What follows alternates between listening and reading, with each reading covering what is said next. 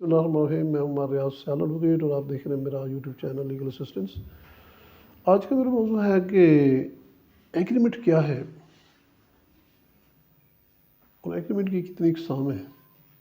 Agreement کے حوالے سے ہماری سوسائٹی کے اندر لین دین کے معاملات میں یا خاص کر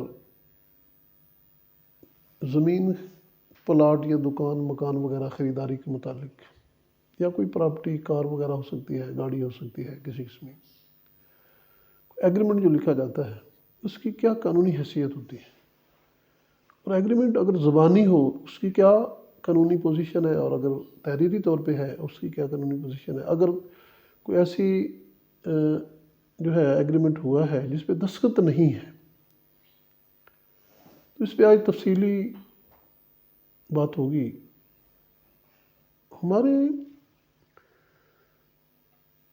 سوسائٹی کے اندر اکثر ہمارے ذہن میں یہ سوال پیدا ہوتا ہے کہ ایگریمنٹ پر اگر دستخط نہ ہو اس کی کیا قانونی حیثیت ہے۔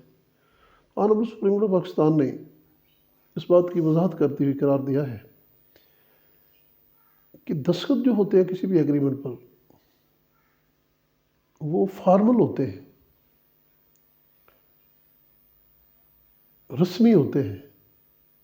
بنیادی طور پہ جو ایگریمنٹ ہے اس کی 3 اجزاء ہوتے ہیں جو انتہائی ضروری ہوتے ہیں کسی بھی ایگریمنٹ کے لیے، چاہے وہ زبانی ہو یا تحریری ہو، چاہے اس پہ دستخط ہوں یا نہ ہوں۔ تو پہلی تو ہے اس کی آفر۔ اس ایگریمنٹ کی آفر کیا ہوئی ہے یہ ثابت کرنا ضروری ہے۔ کسی بھی سودا کے اندر، کسی بھی ایگریمنٹ کے اندر کوئی لین دین کے معاملات میں کیا آفر ہوئی ہے، کیا اس آفر کو ایکسیپٹ کیا گیا ہے، یعنی قبولیت ہوئی ہے۔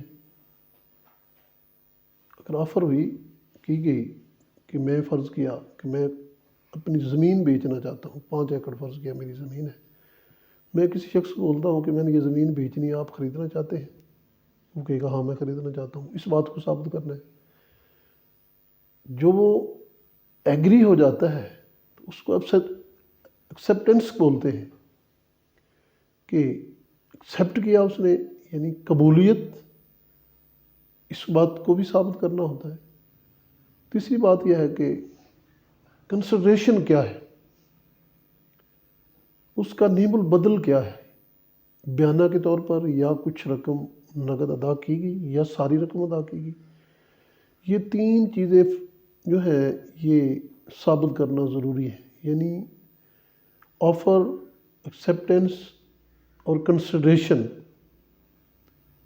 اگر یہ 3 چیزیں ثابت نہیں ہوتی تو کوئی بھی معاہدہ ثابت نہیں ہوتا۔ اگر یہ 3 چیزیں ثابت ہو جاتی ہیں تو اگر ایگریمنٹ پہ دستخط نہیں ہے تو اس کی وجہ سے وہ معاہدہ منسوخ نہیں ہوگا، اور ادروائز اگر آفر، ایکسیپٹنس اور کنسیڈریشن ثابت ہوتی ہے تو اکثر اوقات یہ دیکھا گیا ہے یہ جو 3 عناصر ہیں یہ اگر مسنگ ہے ان میں سے کوئی ایک بھی، ایگریمنٹ جو ہے وہ مکمل طور پر رد ہو جائے گا، ثابت نہیں ہوگا۔ اگر یہ تینوں عناصر ثابت ہوتے ہیں جو میں نے عرض کیا ہے تو پھر چاہے معاہدہ زبانی بھی ہو تو وہ ثابت ہو جائے گا، یا دستخط کے بغیر کوئی اگر معاہدہ ہوا ہے تب بھی قانونی طور پر ایسا جو معاہدہ ہے وہ مؤثر ہوگا۔ تو اس پہ honourable supreme court of Pakistan نے ججمنٹ رپورٹ کی ہے اور اس میں قرار دیا ہے کہ ایسے معاہدے جن پہ دستخط نہ بھی ہوں اور یہ مذکورہ جو 3 عناصر ہیں، آفر، ایکسیپٹنس اور کنسیڈریشن، ثابت ہو جائے تو ایسا معاہدہ قانونی طور پر مؤثر ہوگا، چاہے وہ زبانی ہو یا تحریری۔ تو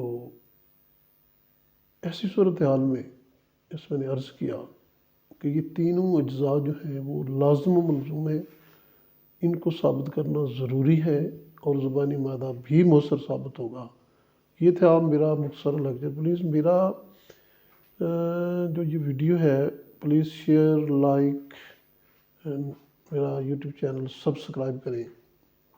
تھینک یو.